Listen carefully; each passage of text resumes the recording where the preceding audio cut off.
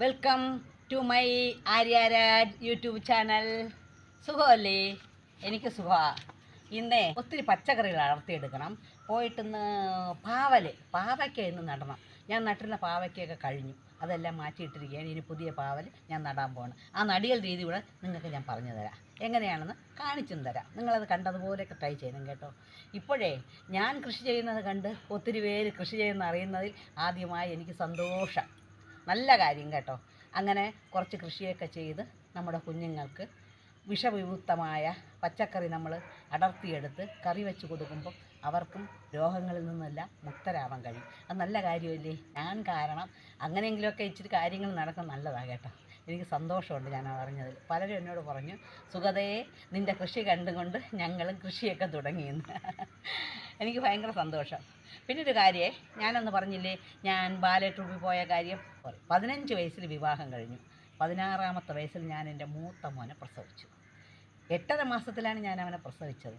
അന്ന് ഒത്തിരി കഷ്ടപ്പെട്ട് ഒത്തിരി ത്യാഗങ്ങളൊക്കെ സഹിച്ചാണ് എനിക്ക് എൻ്റെ മൂത്ത മോനെ കിട്ടിയത്. അങ്ങനെ രണ്ടാമത്തെ മോൻ 2.5 വർഷം കഴിഞ്ഞപ്പോൾ 18.5 വയസ്സിൽ ഞാൻ എൻ്റെ രണ്ടാമത്തെ മോനെ പ്രസവിച്ചു.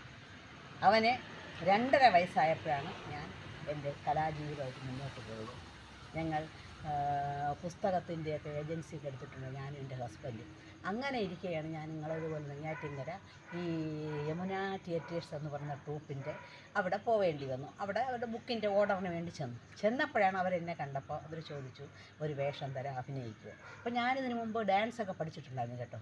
കൊച്ചിലെ ഞങ്ങൾ മല്ലിക ടീച്ചർ, കസ്തൂരി ടീച്ചർ എന്ന് പറയുന്നവരൊക്കെ വീട്ടിൽ വന്ന് ഡാൻസ് പഠിപ്പിച്ച് ഞങ്ങൾക്ക് ഒത്തിരി സ്റ്റേജുകളിൽ അന്ന് അമ്മ കൊണ്ടുപോകുമായിരുന്നു. എൻ്റെ അച്ഛൻ കൊച്ചിലേ മരിച്ചുപോയി. ഞങ്ങൾ 6 പേരാണ്, 5 സഹോദരിമാരും 1 സഹോദരനും. പക്ഷെ നമുക്ക് ഒത്തിരി ഭൂമിയൊക്കെ ഉണ്ടായിരുന്നു കേട്ടോ. അങ്ങനെ വിപുലമായ രീതിയിൽ തന്നെയായിരുന്നു നമ്മൾ ജീവിച്ചത്. എന്നാലും ഈ കലയോടുള്ള ഇഷ്ടം കൊണ്ട് എന്നെ ഡാൻസിനൊക്കെ വിടുമായിരുന്നു അമ്മ. അങ്ങനെ ഞങ്ങൾ ഡാൻസൊക്കെ കളിച്ചിട്ടുണ്ട്. അതുകൊണ്ട് ഈ പ്രോഗ്രാമിന് എന്നെ വിളിച്ചപ്പോൾ എനിക്കും അതിലോട്ട് പോകാൻ താല്പര്യമുണ്ടായിരുന്നു. എൻ്റെ ഹസ്ബൻഡിനും ഹസ്ബൻഡിന് എന്നെക്കാൾ ഒരുപാട് പ്രായക്കൂടുതലൊന്നുമില്ല, എന്നെക്കാൾ 1.5 വയസ്സിൻ്റെ മൂപ്പേ ഉണ്ടായിരുന്നുള്ളൂ. അങ്ങനെയാണ് ബാലയ്ക്ക് ചേർന്നത്, പോകാൻ തുടങ്ങിയത്. അങ്ങനെ 2.5 വയസ്സ് മോന്, രണ്ടാമത്തെ മോനായപ്പോഴാണ് ഞങ്ങൾ പോയത്. ഞാൻ മോനെ കൂടെ കൊണ്ടുപോകുമായിരുന്നു. ഇതൊക്കെ പറഞ്ഞു വരാൻ കാര്യമുണ്ട്. എൻ്റെ മോന് ഒരു വികൃതിയായിരുന്നു അന്ന്. അവന് ഭയങ്കര ഇഷ്ടമാണ് ഈ ഡാൻസും പാട്ടുമൊക്കെ. അവനെ കൂടെ കൊണ്ടുപോകും, കൊച്ചല്ലേ. അങ്ങനെ ആ കുന്തി ദേവി എന്ന് പറയുന്ന അതിൽ അഭിനയിച്ചുകൊണ്ടിരിക്കുക വേറൊരു വേഷം കൂടെ ചെയ്തു കേട്ടോ, ദ്രൗപതിയായിട്ട്. എനിക്ക് എൻ്റെ മോൻ എന്നെ വസ്ത്രക്ഷേപം ചെയ്യുന്ന ഒരു സീനുണ്ടായിരുന്നു രംഗത്ത്. മോൻ സൈഡ് നിൽക്കുകയായിരുന്നു. മോൻ ഓടി സ്റ്റേജിനകത്ത് കയറി വന്ന് എന്നെ അമ്മേന്ന് വിളിച്ചു. കൂടെ നിന്നവർ എടുത്തങ്ങ് മാറ്റുകയും ചെയ്തു. അങ്ങനെയാണ്. അതിന് മുമ്പ് തന്നെ ഈ മകൻ എൻ്റെ കൂടെ കർണനായിട്ട് അഭിനയിക്കുന്നുണ്ടായിരുന്നു. സ്റ്റേജിലോട്ട് വരും, മേക്കപ്പ് വാരി ഇങ്ങനെ മുഖത്ത് തേക്കും, നിൽക്കും. ഏത് ഉറക്കത്തിൽ വിളിച്ചുകൊണ്ട് വിട്ടാലും ഓടിക്കളിക്കും കർണനായിട്ട്. അങ്ങനെ ഒരു വേഷം കൂടെ മോൻ ചെയ്യുന്നുണ്ടായിരുന്നു. അങ്ങനെ ആണ് ആ കലാജീവിതം മുന്നോട്ട് പോയിക്കൊണ്ടേയിരുന്നു. ബാക്കിയെല്ലാം ഞാൻ വരും ദിവസങ്ങളിൽ പറയാം കേട്ടോ. വരൂ, നമുക്ക് പച്ചക്കറി പറിക്കാൻ പോവാം.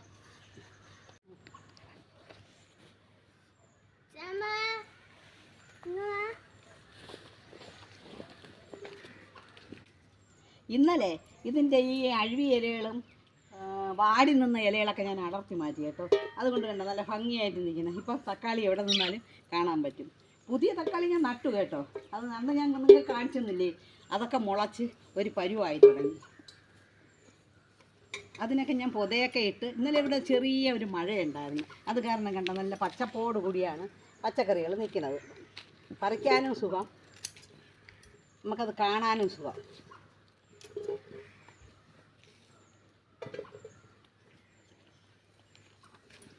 ഇത് കണ്ടോ, അന്നത്തെ കൊമ്പൻ വെണ്ടയാണ് കേട്ടോ. ഇപ്പോഴും ആ വെണ്ടയ്ക്ക ഒരുപാട് കാച്ചു, എന്നാലും കാച്ചു കഴിഞ്ഞിട്ട് അതിൻ്റെ നീളത്തിനൊന്നും കുഴപ്പമൊന്നുമില്ല കേട്ടോ. നല്ലതായിട്ട് തന്നെ അതുപോലെ വരുന്നുണ്ട്.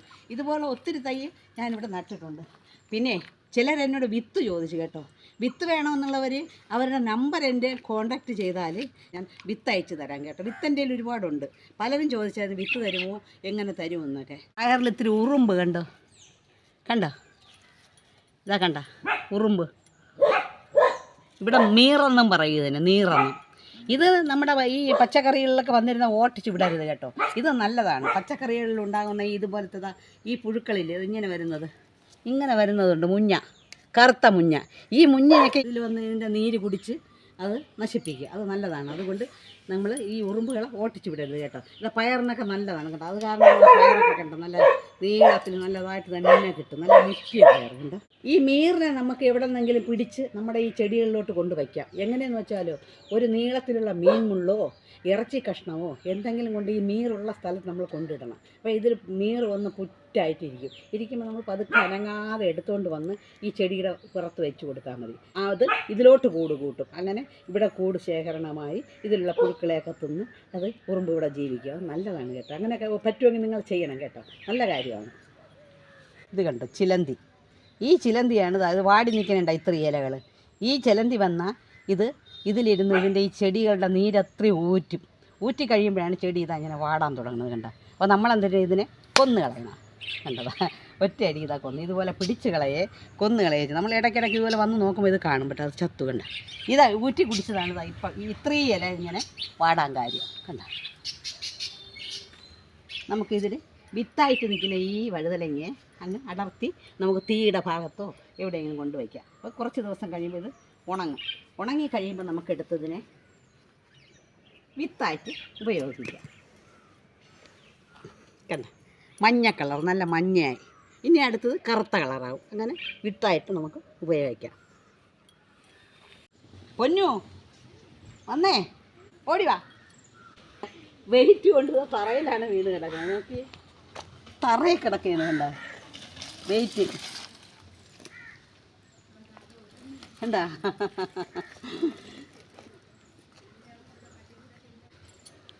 കൂടയിലിട്ട് ചെയ്തിട്ടാ, കൂടയിലാണ് കത്തിരിക്ക പറിക്കുന്ന കൂട. ഒരെണ്ണം മതി നമുക്കിന്ന്, നമുക്ക് മാത്രം മതിയല്ലോ, ഇന്ന് ആർക്കും കൊടുക്കാനില്ലല്ലോ.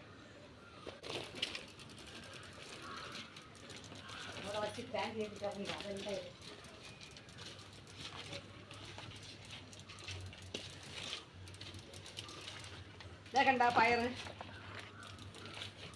കണ്ട മുറ്റി നിൽക്കുകയാണ്. കുറച്ച് പയറ് അടർത്തി എടുക്കാം. പൊന്നാ സൈക്കിളിലിട്ടോ.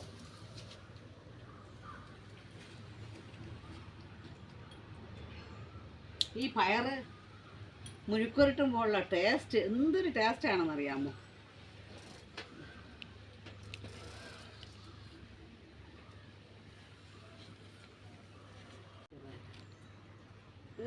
ആയില്ല കേട്ടോ പയർ, ഇച്ചിരി കൂടെ ആവാനുണ്ട്.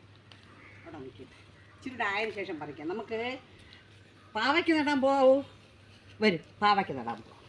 അന്ന് പാവയ്ക്ക് നട്ടിരുന്നാണ് നിങ്ങൾ കാണിച്ചു തന്നല്ലോ, ഒത്തിരി കാച്ച്. ആ പാവയൊക്കെ എല്ലാം പട്ട് ഞാനതിനെല്ലാം പുഴുതങ്ങ് മാറ്റി. ഇതാ കണ്ട ഇവിടെയും അവിടെ ആയിട്ടതാ ചുരുട്ടിയിട്ടിരിക്കുകയാണ്. ഇനി നമുക്കിവിടെ വീണ്ടും നമുക്കിവിടെ പാവയ്ക്ക് നടാം. ഇതിനെയൊക്കെ കയറിനൊക്കെ പൊക്കി വെച്ചിരിക്കുകയാണ്. ഇത് പൊടിച്ചതിന് ശേഷം നമുക്ക് ഈ കയറിനെ താഴോട്ടാക്കി നടാം. ആദ്യം നമുക്ക് എന്ത് ചെയ്യാം, ഇവിടെ ഒന്ന് കൊത്തി കളയ്ക്കാം.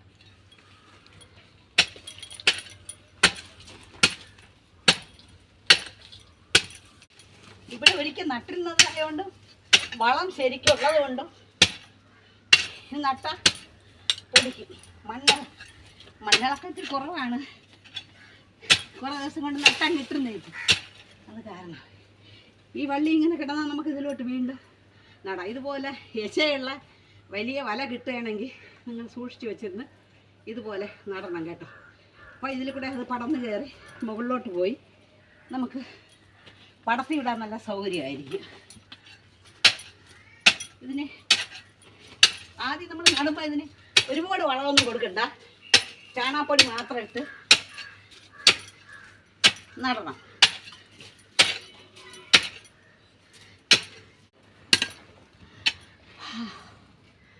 മഴയില്ല കേട്ടോ, ഭയങ്കര വെയിൽ.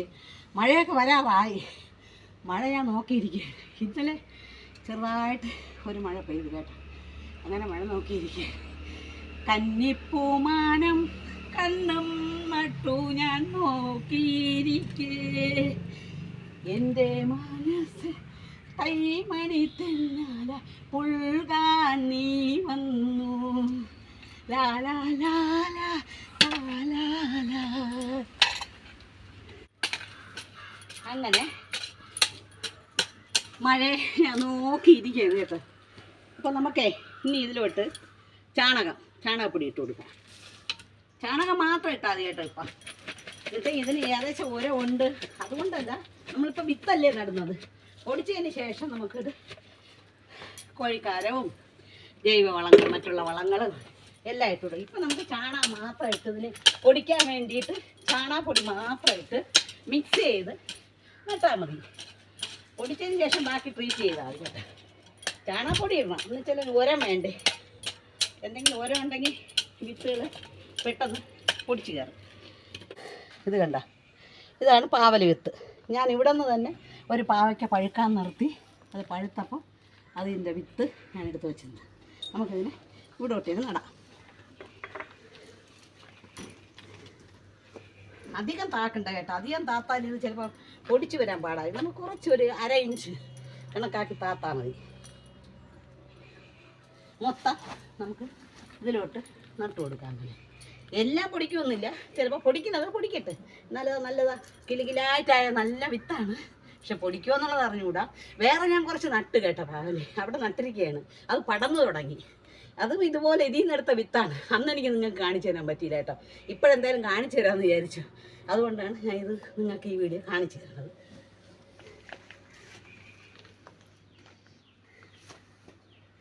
വെള്ളം തളിച്ചു കൊടുക്കണം. ഡെയിലി 2 നേരം വെള്ളം തളിക്കണം. എങ്കിലേ ഈ വിത്തുകളൊക്കെ കുതിർന്ന് പൊടിച്ചു വരത്തുള്ളൂ. എത്ര എണ്ണം പൊടിക്കുമെന്ന് പറയാൻ പറ്റില്ല. എന്നാലും പൊടിക്കുന്നത് പൊടിക്കട്ടെ. ബാക്കി ഒരുപാട് തൈ ഇവിടെ ആവുകയാണെങ്കിൽ നമുക്ക് ഇളക്കി അങ്ങോട്ട് മാറ്റി ഇവിടെ നടാം. ഇങ്ങനെ ആവണം അങ്ങനെയൊന്നുമില്ല. എങ്ങനെ ഇരുന്നാലും കുഴപ്പമില്ല. വിത്തല്ലേ, അങ്ങനെ നട്ടാൽ മതി. അത് പൊടിച്ച് വന്നോളും. എല്ലാ വിത്തും നട്ടു, പച്ചക്കറി പറിച്ചു, എൻ്റെ കുറച്ച് കാര്യങ്ങൾ നിങ്ങളോട് പറഞ്ഞു. എന്താ ഈ വീഡിയോ ഇഷ്ടമായെങ്കിൽ നിങ്ങൾ ലൈക്ക്, ഷെയർ, സബ്സ്ക്രൈബ് ചെയ്ത് എന്നെ സപ്പോർട്ട് ചെയ്യണം. സബ്സ്ക്രൈബ് ചെയ്യാത്തവർ ഒന്ന് സബ്സ്ക്രൈബ് ചെയ്ത് കാണണേ. എങ്കിലേ ഞാനിടുന്ന വീഡിയോകളെല്ലാം നിങ്ങൾക്ക് കിട്ടുകയുള്ളൂ. ഇനി അടുത്തൊരു നല്ല വീഡിയോയുമായി ഉടൻ വരുന്നതാണ്. അതുവരെ ബായ്.